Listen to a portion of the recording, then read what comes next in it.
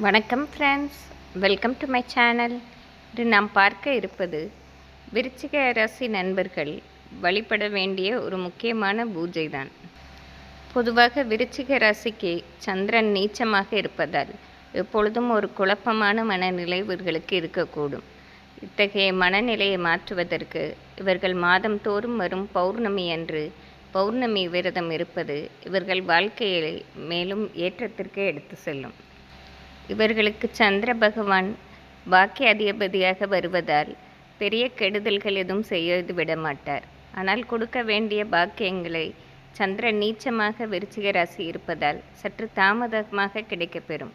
அத்தகைய தாமதத்தையும் தடைகளையும் உடைப்பதற்கு விருச்சிக ராசி நண்பர்கள் மாதம் வரும் பௌர்ணமி அன்று காலையில் இருந்து சைவ உணவு எடுத்துக்கொண்டு மாலையில் பௌர்ணமி நிலவை பார்த்துவிட்டு விளக்கு பூஜை வீட்டிலே பண்ணலாம்.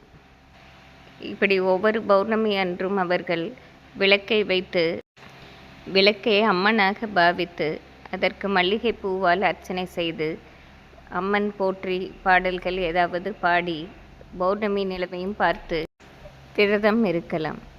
பௌர்ணமி அன்று நாம் விரதம் இருப்பது விருச்சிக ராசி நண்பர்களுக்கு பெரிய ஏற்றத்தை தரும். முடிந்தவர்கள் திருச்செந்தூர் சென்று வழிபடலாம்.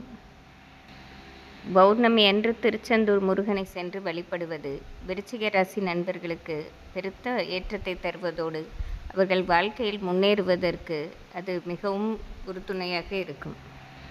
பொதுவாக விருச்சிக ராசி நண்பர்கள் அறிவு திறன் மிக்கவர்கள்தான். நுணுக்கமான அறிவு கொண்டவர்களாக இருப்பார்கள். இவர்களின் மனநிலை சற்று குழப்பமாக இருப்பதால் சற்று பதட்டம் இருந்து கொண்டே இருக்கும். அதை தவிர்ப்பதற்கு இவர்கள் மாதம் மாதம் வரும் பௌர்ணமி பூஜை வீட்டிலும் செய்யலாம். அருகில் உள்ள அம்மன் ஆலயத்திற்கு சென்றும் வழிபட்டு வரலாம். பௌர்ணமி அன்று இவர்கள் சைவ உணவை சாப்பிட்டு மாலையில் பௌர்ணமி நிலவை பார்த்து விரதம் முடிப்பது சிறப்பான பலனை தரும். இது ஒரு எளிய பரிகாரம்தான். இதை அவர்கள் மாதம் தோறும் பின்பற்றினாலே வாழ்க்கையில் உச்சத்தை தொடுபவர்களாக இருப்பார்கள். நன்றி, வணக்கம்.